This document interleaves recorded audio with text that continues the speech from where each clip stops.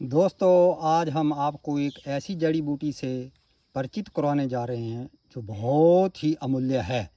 या प्रकृति का जो है वो हमारे लिए एक सर्वोत्तम वरदान है, उपहार है। तो ये देखिए, ये है, ये नीचे इस पौधे में जो ये पौधा है इसको हम वन हरिद्रा या वन हल्दी कहते हैं। तो ये इसमें जो है वो ये नीचे से ये फूल निकले हुए हैं। तो ये देखिए, ये पौधा जो है वो हमने उखाड़ा हुआ है। ये इसकी इस तरह की जो है वो जड़ होती है। ये देखिए, अभी मैंने जो है वो इसको कुदाल से निकाला हुआ है। और ऊपर का दूसरा थोड़ा हरे रंग का जो अभी हरापन लिए पौधे की पत्तियां हैं, तो वो ये हैं ये। तो ये देखिए, इससे मैं आपका परिचय करवाने जा रहा हूँ।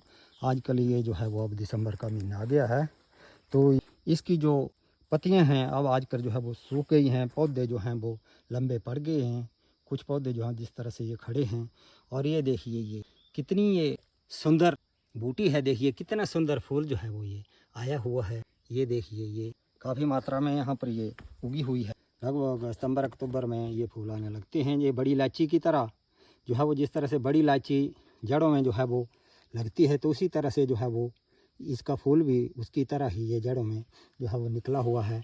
बहुत सुंदर फूल है। तो ये देखिए, ये इसमें जो है वो ये बीज हैं, ये काले रंग के जिस तरह से, और इनका स्वाद भी हल्दी के स्वाद जैसा ही है। ये देखिए, इस तरह का बीज है ये, जो इस तरह से बाहर सफ़ेद रंग के कब्ज से जो है वो ये ढका हुआ है।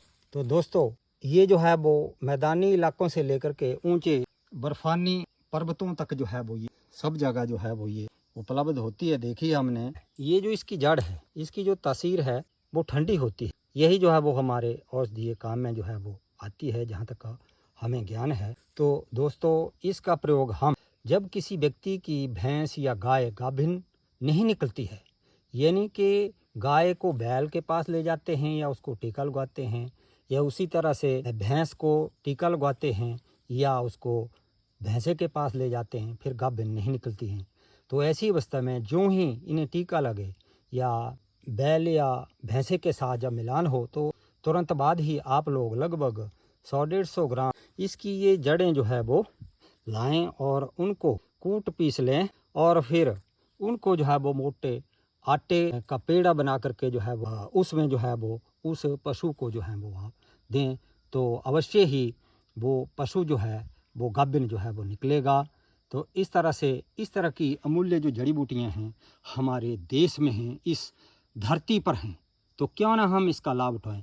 इसके अतिरिक्त इसकी तासीर ठंडी होने पर हम इसका जो है वो विभिन्न रोगों में भी प्रयोग कर सकते हैं। जिस तरह से चर्म रोग, यदि किसी को दाद, खाज, खुजली, फोड़े, फुंसियाँ आदि होते हों, तो ऐसी अवस्था में इसकी इस जड़ का चूर्ण बना करके, सुखा करके चूर्ण बना सकते हैं, या ताज़ा लेकर के इसकी लुगदी बना करके आप लेप लगा सकते हैं।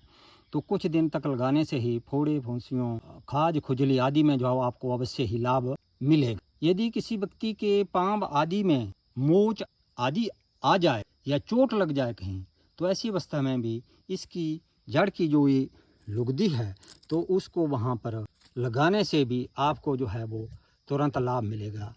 तो जिस तरह से आदा शीशी आदि का जो दर्द होता है, ऐसी अवस्था में भी इसकी जड़ों की लुगदी बना करके उस भाग पर या सिर पर लेपन करने से, माथे पर भी लेपन किया जा सकता है। तो यह लेपन जो है वो निश्चय ही आपको कुछ दिन तक लगाने से जो है वो जो सिर के रोग हैं या जो पीड़ा आदि है, उनमें अवश्य ही आपको जो है वो लाभ मिलेगा। यदि किसी व्यक्ति को गैस्ट्रिक ट्रबल आदि हो, तो ऐसी अवस्था में इसकी जड़ लगभग 1 उंगल या 1 ग्राम तक या आधा ग्राम से 1 ग्राम तक लेने से, चाय की तरह पीने से जो है वो कुछ ही दिनों में आपको इससे जो है वो लाभ मिलेगा। तो पेशाब की जलन आदि में भी यह लाभकारी सिद्ध हो सकती है। तो दोस्तों, इसके जो है वो असंख्य प्रयोग हैं। जगह जगह पर लोग जो है वो इसका अलग अलग ढंग से जो है वो हजारों लाखों सालों से प्रयोग करते आए हैं। मैं समझता हूँ कि आप लोग अवश्य ही इसका जो है वो लाभ उठाएंगे।